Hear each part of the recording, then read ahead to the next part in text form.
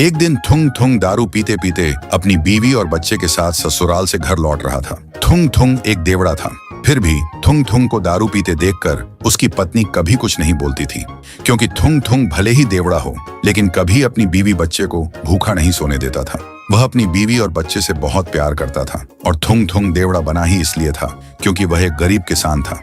उसे हमेशा एक ही बात सताती रहती थी, अगर कभी फसल अच्छी नहीं हुई तो क्या होगा, और अगर उसे कुछ हो गया तो उसकी बीवी बच्चे का क्या होगा। इसी बेकार टेंशन की वजह से थुंग थुंग देवड़ा बन गया था।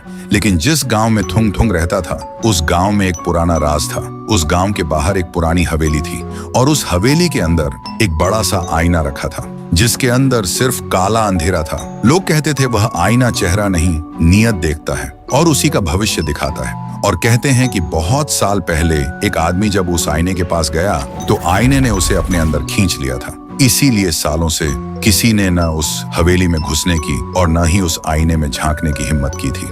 एक दिन थुंग थुंग उसी पुरानी हवेली के पास से अपने खेत की तरफ जा रहा था। तभी उसकी नजर उस हवेली पर पड़ गई। वह सोचने लगा, अगर ये आईना सिर्फ लोगों का भविष्य दिखाता है तो लोग इससे इतना डरते क्यों हैं? इसी सोच में वह धीरे धीरे हवेली के अंदर जाने लगा। लेकिन थुंग थुंग उस वक्त नशे में था, इसलिए उसे याद ही नहीं रहा कि वह आईना सिर्फ भविष्य नहीं बल्कि इंसान की नीयत भी देखता है। फिर वह हवेली के अंदर आकर चुपचाप उस अंधेरे आईने के सामने खड़ा हो गया और मन ही मन सोचा, बस इतनी सी दुआ है, मेरी मेहनत रंग ला जाए, मेरी बीवी बच्चे भूखे न सोए। और तभी आईने के अंदर उसका चेहरा नहीं दिखा बल्कि हरी हरी खेती लहरा रही थी, सुनहरी फसल हवा के साथ झूम रही थी और उसके घर से हंसी की आवाज आ रही थी। थुंग थुंग की आंखों में आंसू आ गए। वह बिना कुछ बोले आईने के सामने हाथ जोड़कर वहां से चला गया। पर ये सब गांव का एक चोर छुप कर देख रहा था।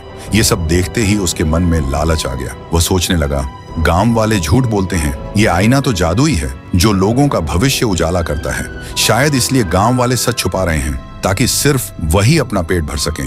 क्या पता मैं भी आईने के पास जाऊं और एक ही दिन में कोई बड़ा हाथ मार लूं। ये सोचकर वह चोर भी आईने के सामने जा खड़ा हुआ और बोला, बैंक लूटूंगा, दुनिया का सबसे अमीर आदमी बनूंगा और जिंदगी भर ऐश करूंगा। जैसे ही उसने बोलना खत्म किया, आईने के अंदर का अंधेरा हट गया और लोहे की जेल के अंदर वही चोर कैद दिखा। आईने के अंदर उसका भविष्य नहीं, उसकी सजा दिखी। ये देखते ही चोर का शरीर कांपने लगा। वह गुस्से से चिल्लाया, झूठ है, सब झूठ है, और गुस्से में आईना तोड़ने लगा। लेकिन तभी आईना हिलने लगा और एक ही झटके में उस चोर को अपने अंदर खींच लिया। तो दोस्तों, भविष्य देखने के लिए किसी जादुई आईने की जरूरत नहीं होती। सच तो ये है कि इंसान की नीयत और उसके कर्म ही उसका असली आईना होते हैं।